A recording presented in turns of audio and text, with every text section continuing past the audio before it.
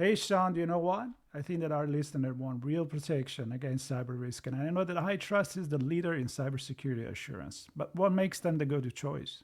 Well, according to our friends at HITrust, because their framework covers 100% of the known tactics, techniques, and procedures, in 2024, organizations with a HITrust certification had just a 0.59% incident rate, meaning 99.41 stayed breach-free. That's solid. But what about staying sharp over time? HITrust's regular certification process isn't just a checkbox, it actually drives improvement. Repeat customers see up to 54% fewer corrective actions needed year over year. And now, with their new AI security assessment and certification, you can actually tackle AI risks with confidence as well. Then check out the iTrust framework. Go to hitrustalliance.net to learn more.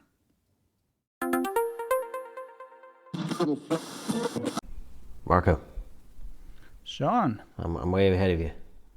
I know we just talked about that in the other recording. You are already in Europe. So, And I have to ask you all the time, where are you now? Where are you now? That's Can you hear me now? It's top secret. It's top secret where I am. But I'm don't, closer to London. I'll say so. don't keep it a secret. Come on. All right. Tell me. I'm in Spain for another conference, an AppSec conference called OWASP. And yeah, so I'm making my way to London for InfoSecurity Europe the first week of June. And we get to see our good friends from ThreatLocker, Rob Allen again. It's right here. Yes, indeed. Yes, indeed. That's a very long-winded way of getting to London, Sean. I know, it was a slight Via detour. Spain. Slight detour. Yeah, It's worse a places you holiday. can be. I like to make Marco jealous, so I head off on trips that he doesn't get to go to. There you go. There you go. Well, I'm going to get straight to London from LA, and I'm excited for this. The last time I hang out with Rob was actually in San Francisco, and that's kind of like our tour, right? ITSP Magazine on tour, which is RSA, InfoSec, and OWASP, of course. You are there, but doesn't count because I'm not there, so it's not That's as right. cool. No. Right? Does Rob? that mean You the know what pizza I'm you talking guys No, had definitely not. without me doesn't at all. count? I mean, I don't know why they don't just cancel it, to be honest, Marco. Well, you know, that's Sean's passion right there. It's that AppSec world. I'm an engineer. He's weird like that, so I let weird. him have fun with it. Like that and many other ways too. Yeah, and then we will get back to Las Vegas for Black Hat, where I'm sure we will talk to you guys again. But why we're here today is to talk about InfoSecurity London, and there is definitely excitement. It's one of the major events in Europe, and ThreatLocker is going to be there. It doesn't matter how you pronounce it. You guys are going to be there, and we are excited to get to talk to you now, and then get to talk with the folks on the floor at your booth. And really, Rob, you've been with us a few times, so we know who you are pretty well. There may be people right now that don't know who you are listening. So who's Rob? It's not possible. Who's Rob? So Rob is the Chief Product Officer at ThreatLocker, also occasional Chief Podcast Officer, as we can now see, sometimes Chief Pineapple Officer. Don't even go there. Please don't ask about that because it's a very long and sad story. But yeah, I basically help make the cool things happen. And that's important. You're the fixer, right? The creator and the fixer. Well, I wouldn't go so far as to say creator now. There are others who may take that particular title. But yeah, I try and turn dreams into reality. There you go. And the dream is to make zero trust possible in the most simplest way possible, right? Absolutely a good way to describe it. I mean, the other way to describe it is to help people sleep at night. Genuinely, that is probably the biggest and best feedback that I get from speaking to customers at events like InfoSec is when somebody says to me, "You help me sleep better at night." There is no greater compliment that we could get. So yeah, another way of looking Your dream at is it to help others dream. making zero trust possible. But yeah, well, absolutely, yes. It involves making zero trust possible and attainable and achievable. But as I said, fundamentally, it's about helping people sleep at night knowing their environments are secured. Yeah. So I want to take this opportunity because we kind of start touching on that when we were sitting on those comfortable couch in San Francisco about how do you approach different geographic market? Is the conversation different depending on where you are in the world, and how is uh, let's just put it there. Why is it important for ThreatLocker and you guys to be on location as much as you can all over the world, in particular, in this case, Europe? Well, I suppose in general, the problem is the same everywhere. The problem is universal. It's no different for organizations in the EU or EMEA than it is for organizations in the US. Conversations sometimes are slightly different. I mean, there's different concerns, things like, GDPR sort of stuff in Europe isn't really so much of a thing here. But I mean, again, specific examples, like I would imagine that companies in the UK, for example, at the moment are paying quite a lot of attention to the problem of ransomware, because 3 massive retail organizations, have been hit over the last couple of weeks. I mean, I saw an article today that one of them was going to cost over $400 million to the organization in question. Now, that's, if that isn't Is something that the same one that claimed human error?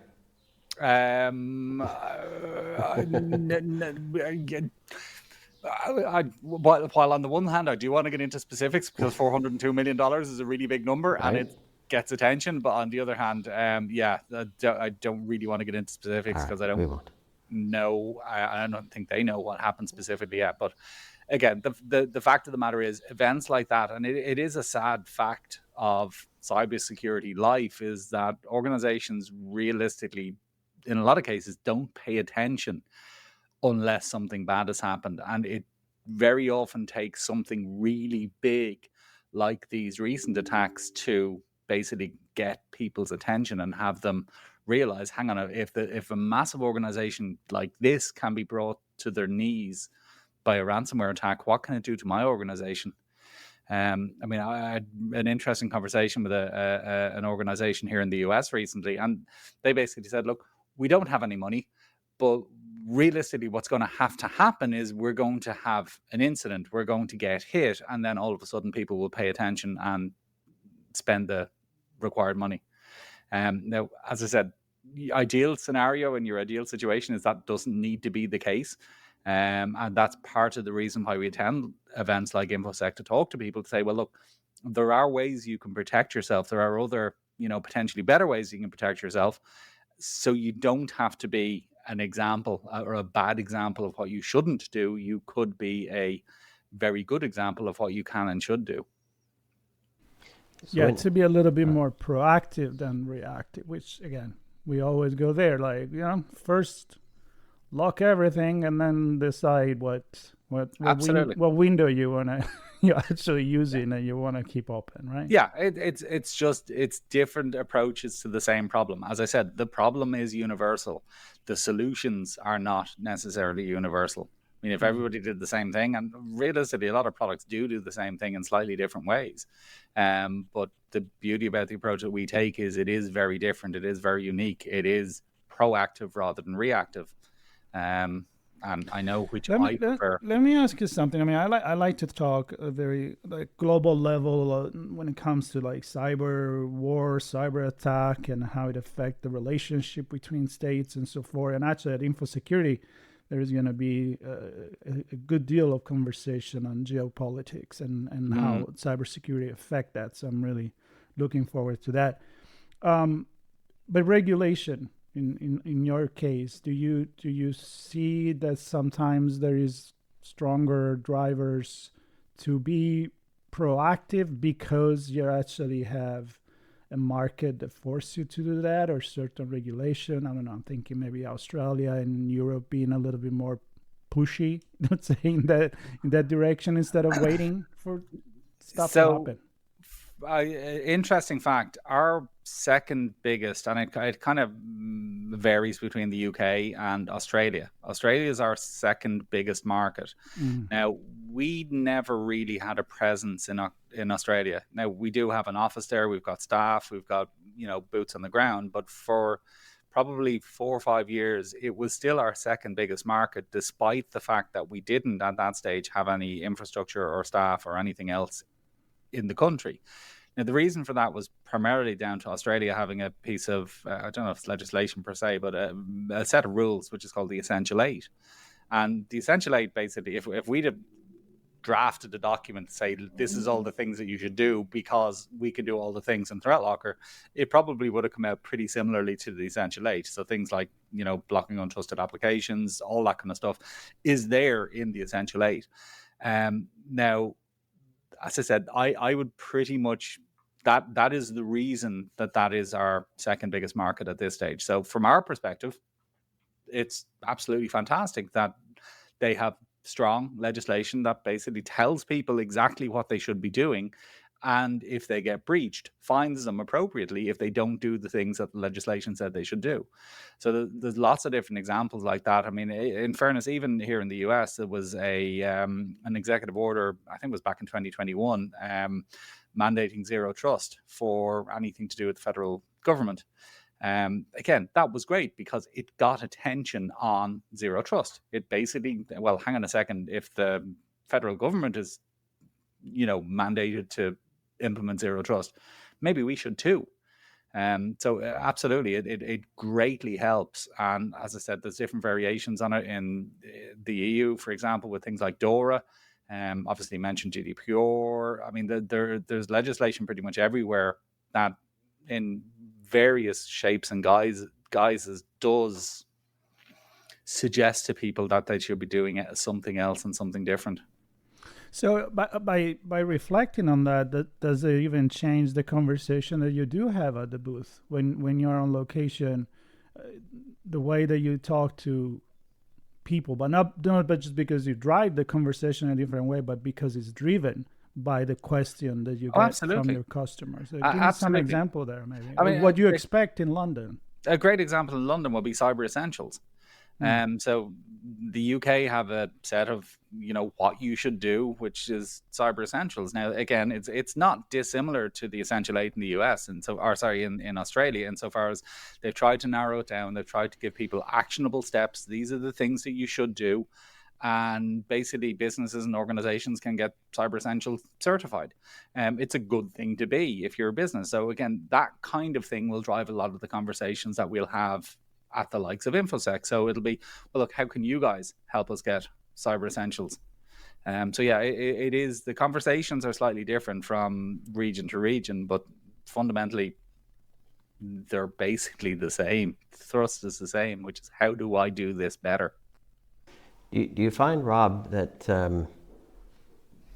different markets have higher numbers of analysts and endpoint managers looking after security versus MSPs stepping in to kind of support a wider group of organizations, maybe more SMEs, small, medium enterprise versus large enterprise in different markets? Anything there that also shifts how the conversation looks when you're meeting folks? Not really. I mean, the typical size of customer, I think some of our biggest customers are in the EMEA region. Similarly, Australia, actually. So again, I can think of 2 or 3 off the top of my head that are quite frankly enormous in that part of the world. So the type of customer realistically doesn't change. I mean, it's not as if we sort of deal with a particular vertical or it's just one particular type of organization. I mean, we have everything from, banking to, tourism to schools to hospitals. I mean, again, you could probably say that certain verticals may be more targeted in different parts of the world. I mean, hospitals seem to be a particularly targeted vertical in this part of the world. Maybe less so in others, although the attack on the Irish Health Service back in 2021 would probably suggest otherwise, that they'll basically go after hospitals wherever they can. So no, I don't think there's anything specific from that perspective. I mean, look, we deal with large enterprises all over the world. We deal with, small businesses through MSPs all over the world. I mean, the model realistically doesn't change because, as I said, the problem doesn't change. Yeah, and talking about that, getting to meet you guys in person, either you have your big event every year, which is growing like crazy, and we were there. Glad that we were. People are now listening because they're going to follow our coverage of InfoSecurity Europe, and they say, hey, you know what? I'm going to be there. I'm going to be at Excel. I'm going to go talk to these guys. Never heard of them. I'm sure somebody hasn't. How would you suggest them to come to the booth and interact with the team and get the best out of it? So first of all, I suppose we should really tell them where to go, which is to booth D90. So come to booth D90. We have a team of our guys will be there, headed, I believe, by Mantis, owner of the second best beard in ThreatLocker. And I want to be very clear about this. The second best beard in ThreatLocker is owned by Mantis. So yeah, come talk to Mantis and the rest of the ThreatLocker team. We will actually talk to Mantis. Yes. On location. And make sure you tell him that is a really good beard, but it is not the best beard in ThreatLocker. To be absolutely clear. I'm taking a note right here. That's how I'm going to start a conversation. Fantastic. Sure. Excellent. But yeah, no, come talk to the guys. They are a fantastic team in EMEA. Humble brag, built largely by yours truly when I was based in that part of the world.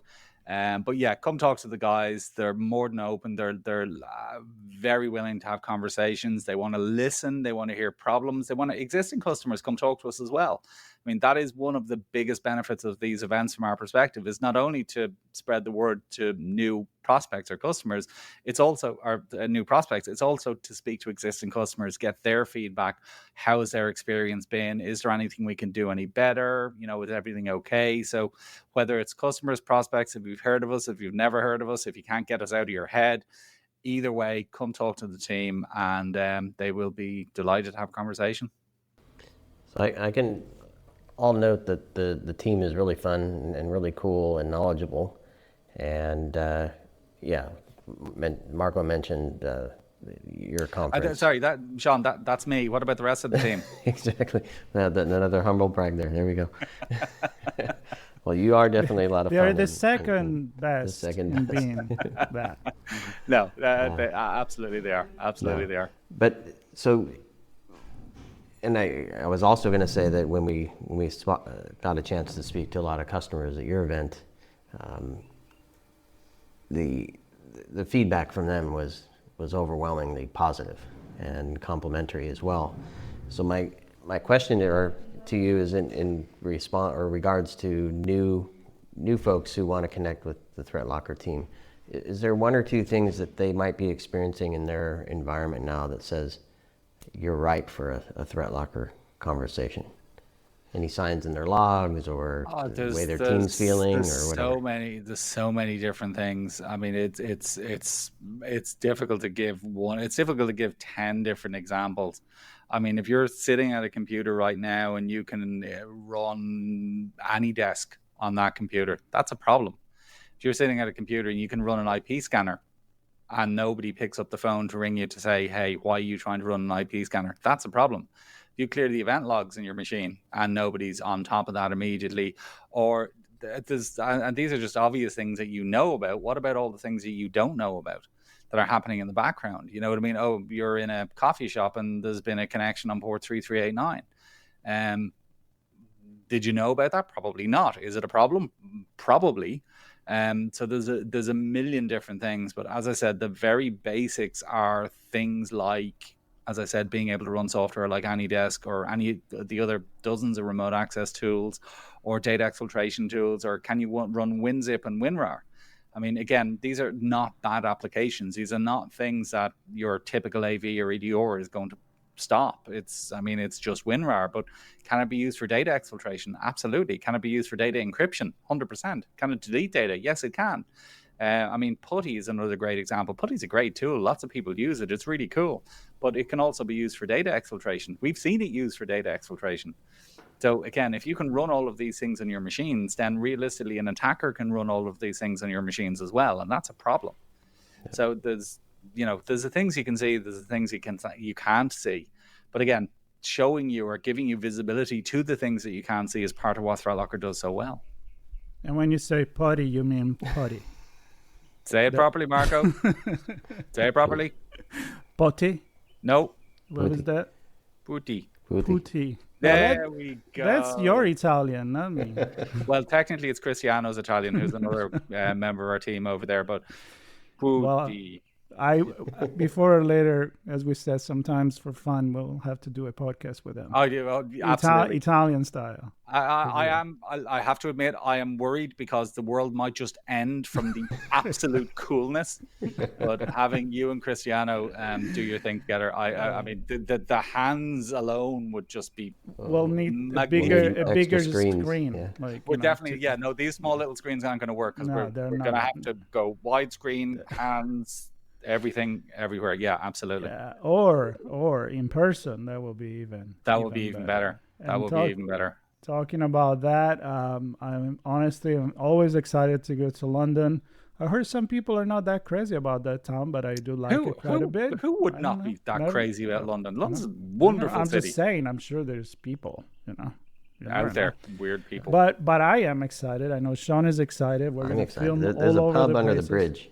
There's a pub under the bridge I want to go to. So, fun fact, by the way, I don't know if so it wasn't last year's InfoSec, but I think it was 2 years ago's InfoSec when, as I said, I was over that side of the pond. We were looking for somewhere to stay, and there is a hotel boat out front of the Excel, where I believe the event is on. It's on the left-hand side. I can't remember what it was called. But we stayed in the hotel boat just outside of the Excel for the event. I know what you're talking about. Yeah. It's a big, gaudy looking. Also a restaurant, I believe. Also a restaurant, and if you happen to stay in it, now I'm going to be very careful about how to describe it here, but it's basically mostly gold on the inside. Wow, shiny. Look, I don't want to put too fine a point in it, but it's what I would imagine Donald Trump's toilet would look like. It's gold everywhere. I mean, the shower gel, and this is not a joke, this is not an exaggeration, this is true. The shower gel was gold. Wow. In the boat hotel. Wow.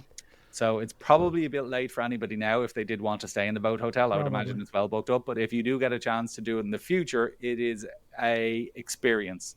All right. Yeah, well, I'm holding my tongue for some of the words you're using here. I'll wait for the recording to finish. Okay. You do. Let me wrap the recording and then we keep talking.